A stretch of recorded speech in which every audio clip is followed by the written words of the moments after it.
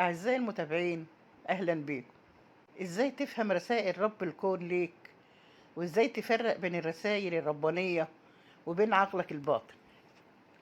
ربنا بيكلمنا كل يوم عن طريق الرسائل والإشارات.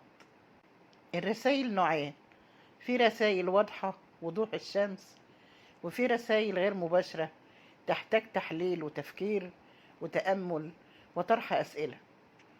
الرسالة الواضحة مثلا تلاقي جملة مكتوبة في مكان واضح، أو تقرأ بوست تلاقي فيه إجابة على سؤالك، نصيحة من شخص، معلومة في كورس. المهم إن الكون دايما بيقومك وبيوجهك ويصحح طريقك لما تبدأ تبعد شوية عن طريقك الأفضل ورسالتك اللي انت ممكن تكون لسه ما تعرفهاش. اطمن، الكون عارفها وبيوجهك ناحيتها عن طريق الرسائل اللي بيبعتها لك كل يوم. ثق في ربنا، ثق في الحياة، ثق في المجهول. وكل ما هتبقى شاطر في فهم الرسائل الواضحة، كل ما وعيك هيزيد وتستحق فهم الرسائل الغير مباشرة اللي بتحتاج منك جهد ووقت وبحث وإنك تسأل حد عليها. الأحلام فيها رسائل وفيها تفريغ للعقل الباطن من مشاعر وأفكار. طيب إزاي أفرق بين الرسائل الربانية وبين عقل الباطن؟ الترمومتر هو مشاعرك. هتلاقي فجأة مشاعرك اتلخبطت، هتلاقي رهشة غير عادية تأكد لك إن دي رسالة ليك أنت بالذات. هتلاقي الرسالة بتتكرر بشكل مستمر، لأن من سمات الرسالة إنها تستمر تجيلك لحد ما تفهمها وتتطور. بس في الأول بتكون هادية، ولو ما خدتش بالك بتصعب وتؤلم علشان تشوفها وتفهمها، لأن ربنا بيحبك ويحبك تبقى أحسن. الرسالة تختلف من شخص لآخر، ممكن نفس الموقف ولكن كل شخص له رسالة مختلفة عن الآخر. طيب إزاي أعرف الأشخاص اللي حولي اللي يحملوا رسالة لي؟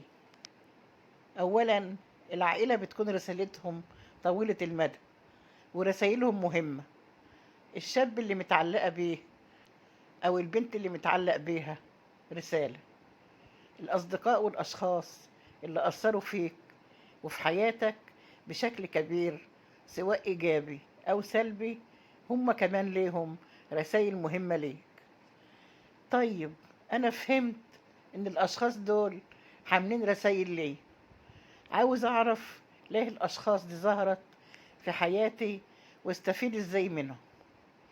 عشان تعرف رسالتهم هتسأل نفسك 3 أسئلة: إيه أكبر ميزة أنت شايفها في الشخص ده؟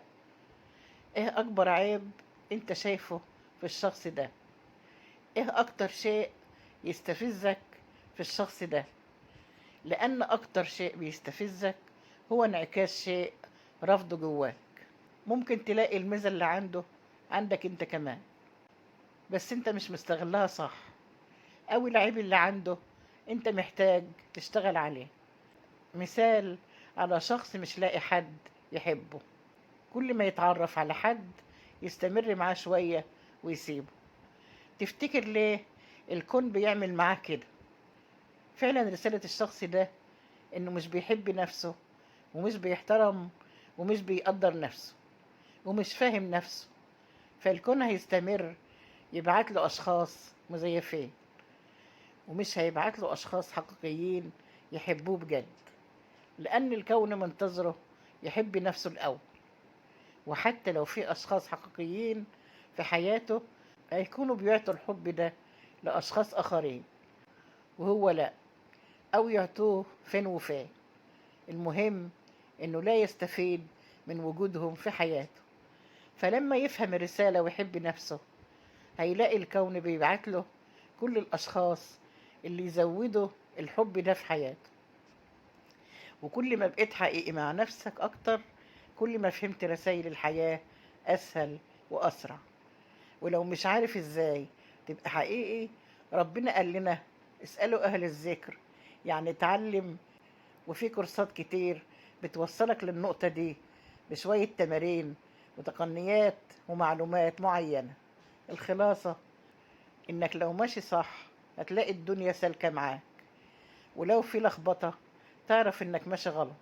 توقف وراجع حساباتك، وافتكر إنك المسؤول، وراقب الغيبة والنميمة والغضب والأحكام، وركز على التسامح والحب والرحمة. وتذكر دائما، لو عايز حياتك تتغير انفق مما لديك، قوة تساعد بها حد، معلومات تفيد بها غيرك، فلوس ولبس تيسر بيهم حياة حد.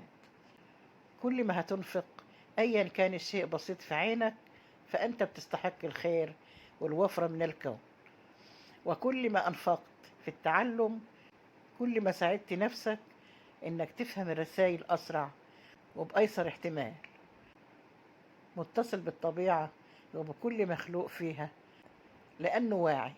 كلنا فينا روح من نفس الخالق مصدر الحياة. وكل ما كنت رايق أكتر كل ما فهمت الرسالة أسرع. مع خالص أمنياتي لكم بكل توفيق وسعادة.